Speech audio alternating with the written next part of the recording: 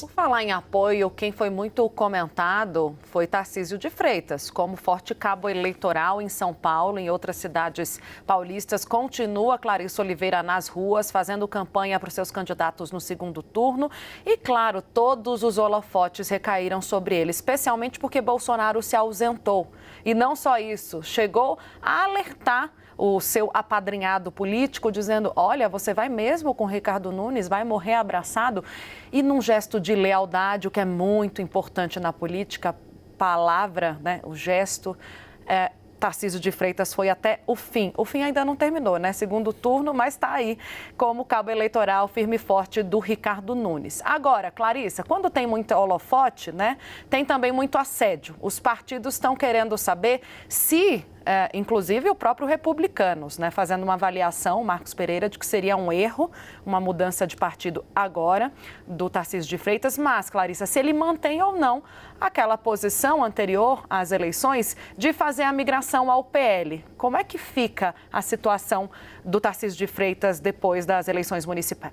Tainá, Desculpe. Imagina, Tainá, com base em todas as conversas que eu tive nos últimos dias com alguns interlocutores do governador, ficou muito claro que a avaliação geral é a de que o passe dele aumentou muito depois desse processo eleitoral, independentemente do resultado que sair das urnas. Claro que o prefeito Ricardo Nunes é muito favorito aí, pelo menos pelos levantamentos de intenção de voto, e a vitória dele seria um elemento adicional aí para capitalizar Tarcísio de Freitas para eventuais projetos políticos no futuro. O que eu ouvi de pessoas próximas a ele é que o entendimento é de que criou-se ali uma base política muito sólida nesse processo eleitoral que pode ajudar a subsidiar empreitadas futuras de Tarcísio. Uma base ali principalmente formada pelo MDB e pelo PSD de Gilberto Kassab, o MDB de Ricardo Nunes e o PSD de Gilberto Kassab. Os dois partidos juntos, para a gente ter uma ideia, vão governar aí quase 1/3 das prefeituras pelo país todo. São os dois maiores partidos do país depois dessas eleições. E a partir do momento em que Tarcísio se manteve muito fiel a Ricardo Nunes, ele saiu muito empoderado disso tudo.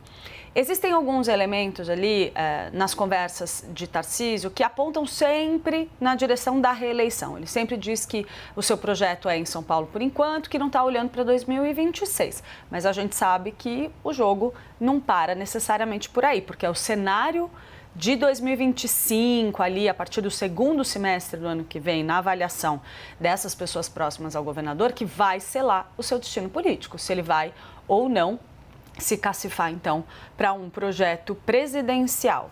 Tem uma possibilidade significativa disso acontecer? Tem. E aí eu trago essa resposta à sua pergunta a respeito de onde, em que partido a tendência é que Tarcísio siga com esses projetos, sejam quais forem aí. O que eu ouvi, Tainá, é que essas eleições acabaram indicando ali já um movimento mais na direção do centro por parte do governador, justamente com base nessa aliança sólida que se formou nessa disputa e que estaria cada vez menor a possibilidade de Tarcísio ir para o PL do ex-presidente Jair Bolsonaro. Inclusive, nas conversas reservadas, o governador, segundo me contaram alguns interlocutores dele, tem dito que a especulação em torno desse assunto tem muito mais a ver com quem tem interesse em tê-lo no PL, mas que até segunda ordem ele fica no Republicanos, Tainá.